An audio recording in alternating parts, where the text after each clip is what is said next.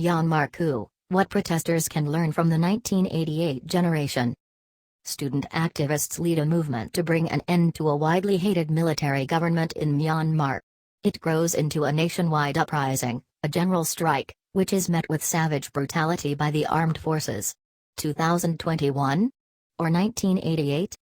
The 1988 uprising remains one of the defining moments of Myanmar's modern history. A regime which had used extreme levels of violence to hold on to power, suddenly found itself facing massive protests over its calamitous mishandling of the economy. By 1988, Burma, as the Southeast Asian nation was then known, had been ruled for 26 years by the secretive and superstitious General Ne Win, who seized power in a coup in 1962. He was commander of the armed forces, known as the Tatmadaw, which had been fighting insurgencies in several parts of Burma since independence in 1948, and viewed civilians as incapable of holding the country together. General Ne Win cut Burma off from the outside world, refusing to take sides in the Cold War divisions then afflicting Asia. Instead, he implemented an eccentric one-party system under his Burma Socialist Program Party, in which the army played a dominant role, and led to Burma becoming one of the world's poorest countries. The political drama which culminated in the mass rallies of August and September 1988 actually began 1 year earlier, with Ne Win's sudden decision to demonetize all existing banknotes. This had a catastrophic economic impact, in particular on students who had saved up their tuition fees. The 88 generation. The confrontations with the military government escalated from that point, with soldiers using increasing levels of lethal force, to the point where they killed thousands in late 1988. The violence used against unarmed civilians since last month's coup has been shocking, but it's not at that level, yet. To this day, the so-called 88 generation of students, who led that uprising, have a special status in Myanmar. Many of them spent up to 2 decades in prison, where deprivation and ill-treatment robbed them of their health, but not their fighting spirit. Some have even been out in today's protests. But they are no longer young. The best-known 88 generation leader Min Konayan is 58 years old, and the protest environment has been dramatically transformed by technology, allowing every confrontation to be filmed and uploaded immediately, and many of the abuses by the security forces to be recorded. Social media v pamphlets. So today, people even in the farthest flung parts of Myanmar are instantly aware of what's happening anywhere in the country as news of protests and crackdowns appear on Facebook and Twitter there almost as quickly as those in the big cities. Back in 1988, however, the students relied on crudely printed pamphlets and word of mouth to communicate. Burma had very limited access to television or even old-fashioned telephone landlines. The scratchy, shortwave broadcasts of BBC World Service were a lifeline, both for Burmese and English speakers.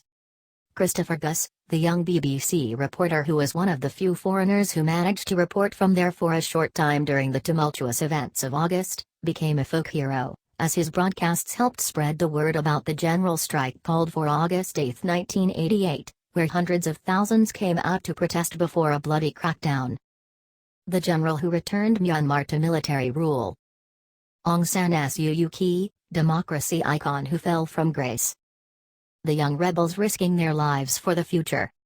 And it was the 26 years of economic isolation and wretched poverty which motivated protesters in 1988, not a sudden power grab after 10 years of democratic rule, as now. In 2021, those leading the protests want to preserve economic possibilities and access to the world that, in the past decade, have been far in excess of what their parents had. The 1988 uprising started more because of unhappiness with the socialist system in Myanmar, says Yi Longlong, a civil servant now active in the civil disobedience movement, CDM. When that collapsed, the military took over. But in 2021 the military seized power by force from an elected National League for Democracy government. That is the big difference. We have joined the CDM because we recognize only the elected NLD government. In 1988 civil servants stopped going to work largely because of public disorder and violence. Today we refuse to work because we do not want to be part of a coup administration. Aung San Suu Kyi v. Thousands of leaders.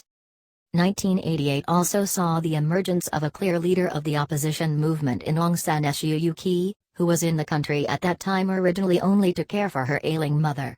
She formed the National League for Democracy, a highly centralized and top-down organization, together with former senior military officers like Aung Kyi and Tin Oa.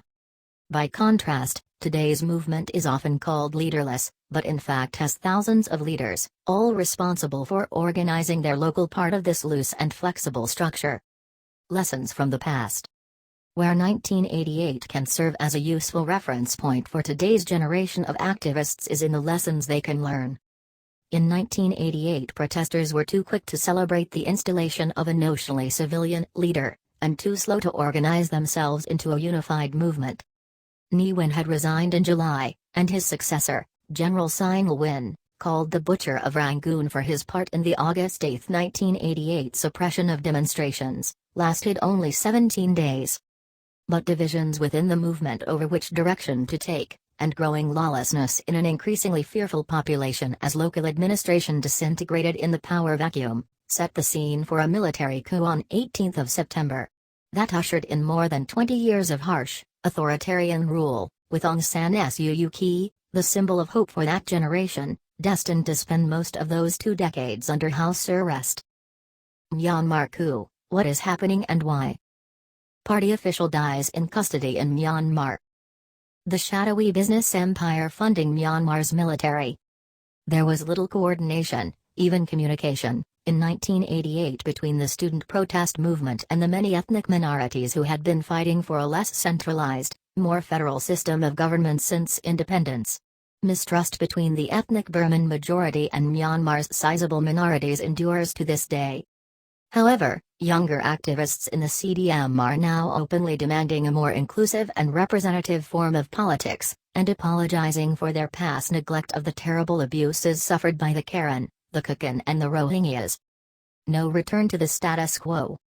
While everyone agrees on the enemy, the military, they are also increasingly aware that things cannot return to the status quo, merely respect the vote and so forth, putting Aung San Suu Kyi back in that uneasy power-sharing relationship with the military, says Elliot Brass-Freeman, assistant professor in sociology, anthropology at the National University of Singapore, who has written extensively on Myanmar.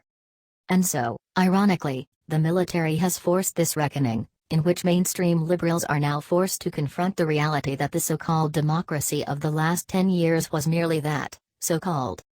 The experience of military rule after the 1988 uprising, when the generals enriched themselves through corrupt business deals, has robbed the armed forces of the grudging respect they once had in the wider population as guarantors of the country's unity. Media caption Myanmar coup, how did we get here? Now they have also broken the pledge they made, back in 1988, to allow a move towards democracy, albeit on their own chosen time scale and conditions. And they have forced a realization on the people of Myanmar that, whatever they say, they will never willingly give up the grip they have had on the country for most of its 73 years of existence. This helps explain why so many are now risking their lives to try to stop this coup, unlike previous coups, from succeeding. The generals could always say, with a certain if strained plausibility, that they eventually fulfilled their promise, post-1988, for a democratic transition, says Elliot Brass-Freeman. They can no longer say that, and the entire apparatus has now become, in the eyes of most people, nothing more than a terrorist organization. This is the term used on social media in both English and Burmese, Akinpet Thama. In daytime the police and other security officials beat and kill peaceful protesters. At night, videos are circulating in which they smash cars, destroy trishas, and randomly shoot at civilians. The military has long seen civilians as enemies. But these actions, so desperate and inhumane, demonstrate how vast the gap between them has become. Myanmar in profile. Myanmar, also known as Burma, became independent from Britain in 1948.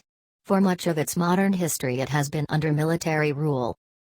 Restrictions began loosening from 2010 onwards, leading to free elections in 2015 and the installation of a government led by veteran opposition leader Aung San Suu Kyi the following year.